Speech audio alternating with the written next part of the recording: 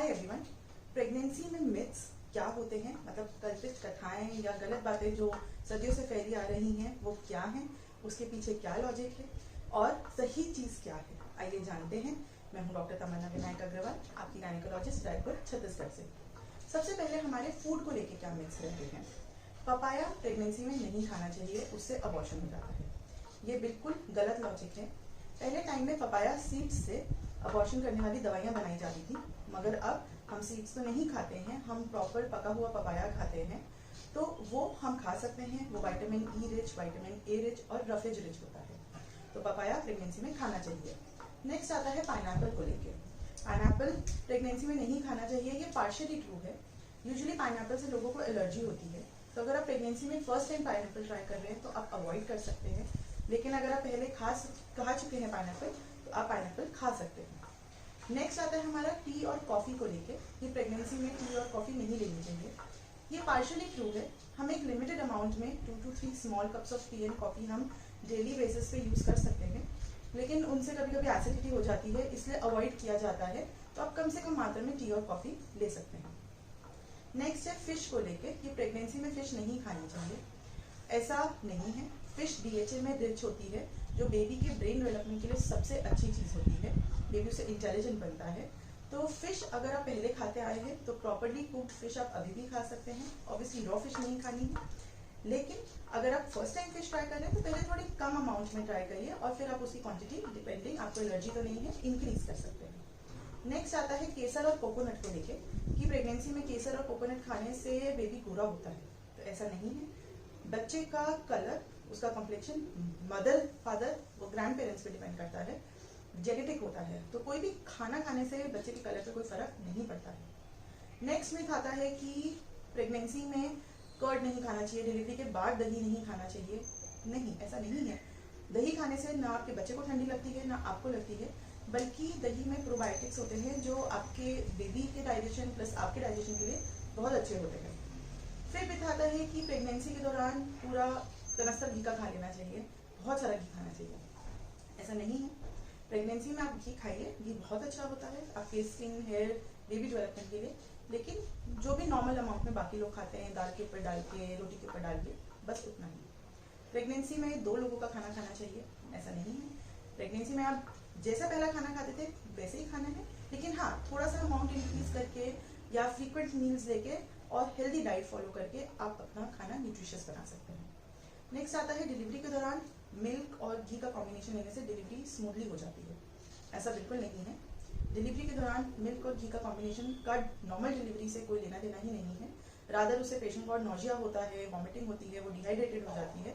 तो milk as such pregnancy में अलग लेना चाहिए, घी लेना चाहिए, लेकिन उनका कॉम्बिनेशन का कोई लॉजिक नहीं है। उसके बाद आता है कि डिलीवरी के बाद आपको खट्टी चीज़ नहीं खानी है और दही नहीं खाना है, ठंडी चीज़ें नहीं खानी है, तो ऐसा बिल्कुल नहीं है।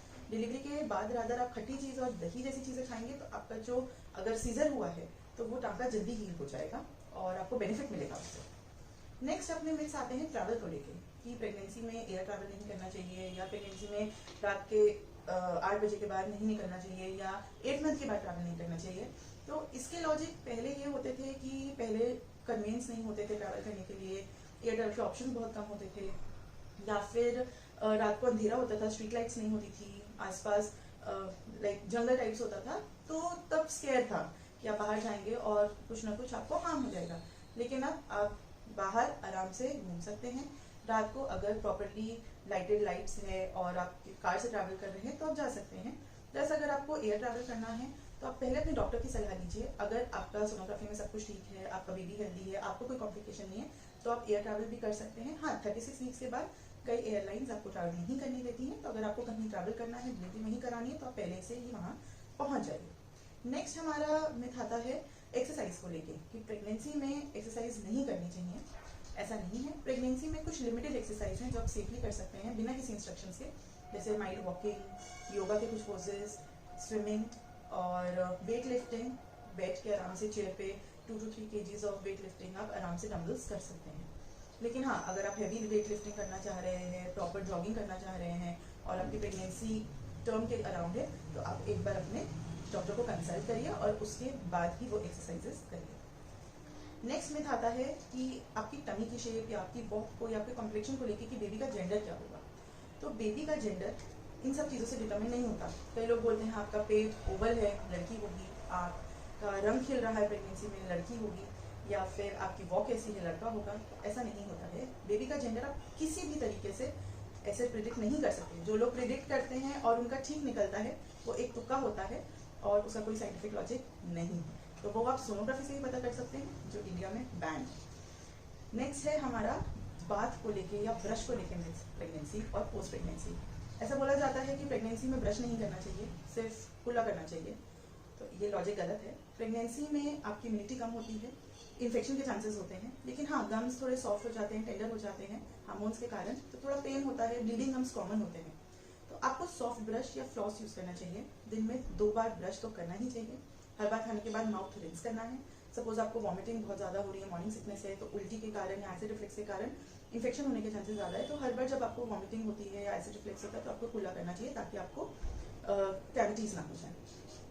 और डिलीवरी के बाद ब्रश नहीं करना चाहिए तो बिल्कुल ही गलत है। डिलीवरी के बाद आपको रोज ब्रश करना है। अगर आपको कैविटीज हो गई या माउथ में बैड ब्रेथ है या बैक्टीरिया है तो वो आप डायरेक्टली अपने बेबी को दे रहे हैं, जो बिल्कुल गलत है। Pregnancy and post pregnancy brush करना है सॉफ्ट ब्रश से या फ्लॉस।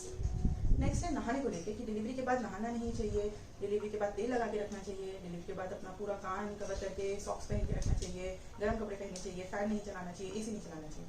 अब इसके पीछे कोई भी लॉजिक नहीं है। डिलीवरी के बाद आपको उस कंडीशन में रहना है जो आपको कंफर्टेबल लग रही है। गर्मी के दिन है तो आपको नहाना भी है, हेड वॉश भी लेना है डेली, वो भी। और उसके बाद आप एसी भी चला सकते हैं, फैन भी चला सकते हैं। तो अगर आप सपोज गर्मी है, अप्रैल के दिन में आपकी डिलीवरी हुई है और आप फैन एसी नहीं चला रहे हैं, पसीना आ रहा है, आपको फंगल इन्फेक्शन हो जाएगा, आप नहा नहीं रहे हैं, आपको वैसी बैक्टीरिया हो जाएंगे बॉडी पे जो आप अपने बेबी को डायरेक्टली दे देंगे, तो उसका कोई लॉजिक नहीं है। आप डिलीवरी के बाद अपने कंफर्ट के अकॉर्डिंगली ये सब चीज़ें कर सकते हैं। और कान को ढके रहना, सॉक्स पहनना कि अंदर हवा भर जाएगी या फूल जाएंगे, इसका कोई लॉजिक नहीं है। हवा भरनी होगी तो आपके माउथ और नोज से ही भर जाएगी और उससे आप फूल जाएंगे। तो इन सब चीज़ों का कोई लॉजिक नहीं है। तो ये वीडियो थी बेसिकली आपके मिथ्स को क्लियर करने के लिए। सारे मिथ्स मैं नहीं कवर कर पाई हूँ। आपके मन में कोई भी डाउट है डिलीवरी पोस्ट डिलीवरी लेके मिथ्स को लेके जो आप क्लियर करना चाहते हैं, आप मुझे मैसेज कर सकते हैं। ये वीडियो मैंने प्रेग्नेंट फीमेल्स के लिए तो बनाई ही है, लेकिन मैं चाहती हूँ कि आप अपने फ्रेंड्स, फैमिली और स्पेसिफिकली अपनी mothers and mother in law के साथ ये शेयर करिए, क्योंकि सबसे ज़्यादा ज़रूरत उनको है, क्योंकि सबसे ज़्यादा एडवाइस इन चीज़ों को लेकर बूढ़ी आपको देते हैं। अगर आपको ये वीडियो पसंद आए इसको लाइक करिए और शेयर करिए। Thank you.